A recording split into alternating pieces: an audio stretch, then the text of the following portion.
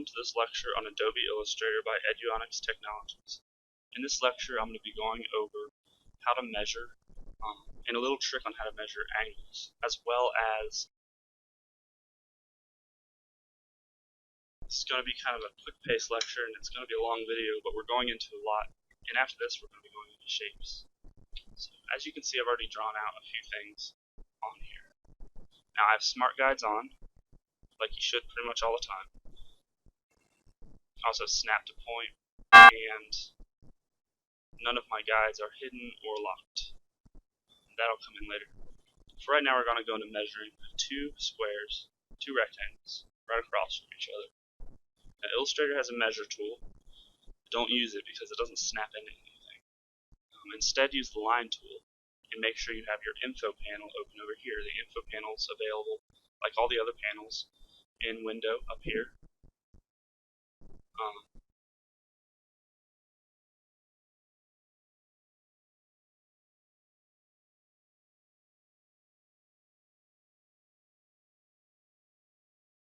This is what your info panel looks like, a little circle with an eye in it when it's an icon. So just expand that. I like to drag mine out. Anyway, so we'll add this actually to a new column here for workspaces. So as you can see, I've highlighted, or I've moved my mouse over the anchor, and I have the line tool selected and the info panel up. I'm going to drag over here, and as you can see, it's the other anchor on the other side. It's telling me on the info panel the width and height on the right side of it, and the position on the left side. Don't worry about the position too much. That just tells you where the position of the beginning of this line segment is, usually the upper left-hand part of the shape, or the beginning of the line segment, relative to the upper left corner of the document, which is the origin. So anyway, it's telling me it's 2.1319 inches.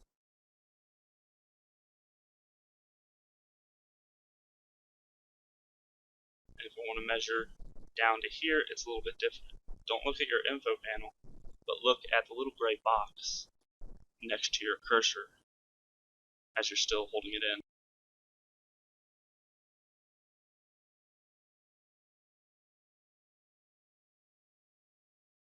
The reason why the info panel won't tell you is because it's telling you the width of this line and the height, as if there was a box right here.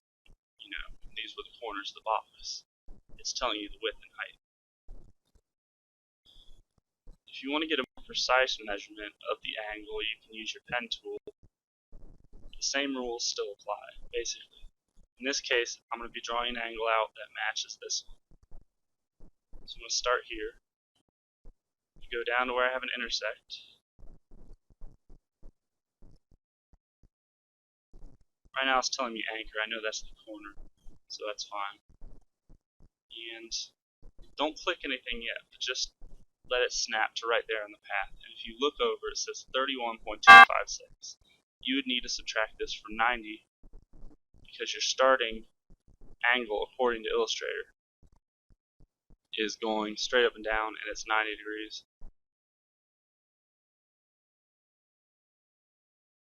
Just like when you were using a line segment. So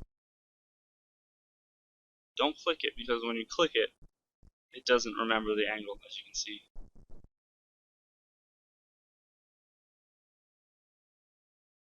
If I go back to this shape and highlight it, all it has is width and height. So like I said, it doesn't really have the greatest tools for measuring angle, but that's how you do it. And that's how you do it if you want to get the exact measurement too. Now, as far as guides and what guides are, I'm going to drag some guides out, as you've seen me do before with the ruler. That's one way of doing it. And guides snap to things like anything else. Guides are also, in a way, objects. You treat them like objects when it comes down to the layers panel. We'll get into more on layers later, but I'm going to make my own guides layer. Come up here and call it G, real short. And now that I'm in this layer, I'm going to drag my existing guide into there.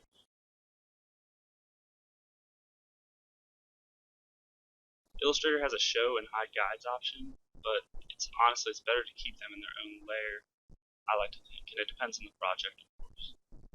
Alright, the other thing you can do with guides is make a shape in the guides.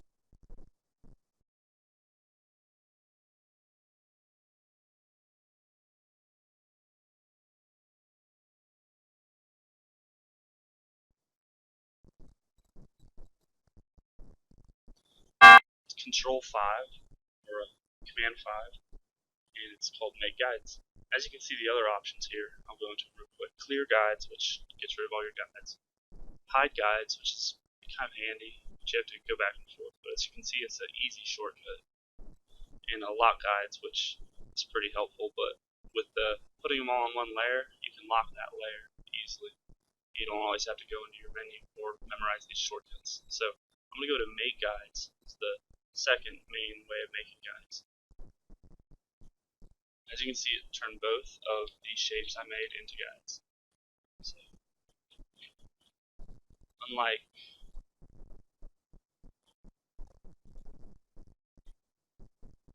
regular shapes in Illustrator, I can't give these fill or anything.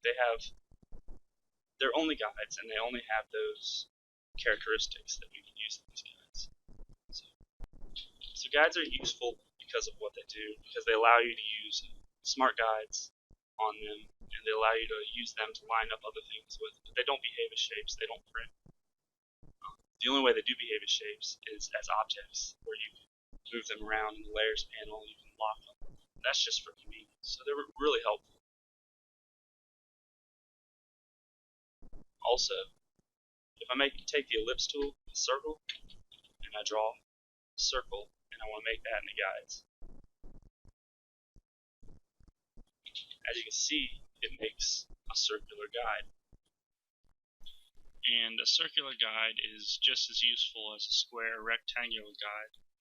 The only difference is it's a circle. You can easily snap into the corners of the square and the rectangle. The circle has no corners, it has an arc in between its points, and that can also be useful.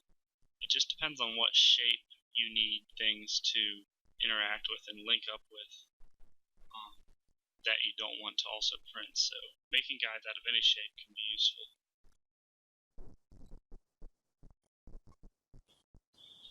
Some more useful things about guides. One, for instance, is when you're dragging out a guide, which this is going to be what you're going to do most of the time, is drag out a guide. I like to use the Make Guides option, Control S or Command S, or Control 5 or Command 5. I like to use that, but I find myself using this far more often. So when you're dragging out a guide, if you press Alt, I believe that's Option on the Mac, if you notice, it turns into a vertical guide.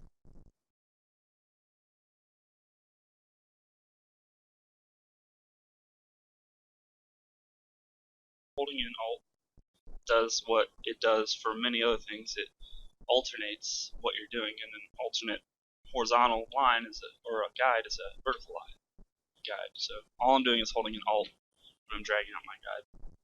Same thing where if you were to drag it from the vertical and hold in Alt, it'll turn it into horizontal. So, something else it's very useful. Frequently you're going to need to know exactly where you want your guides. If I want my guides 1/8 of an inch from the inside here, which would be right down, it would be 2 marks on the ruler. So if I want my guide 1/8 of an inch, it's hard to do that because they don't really snap to your ruler. So just hold in Shift, and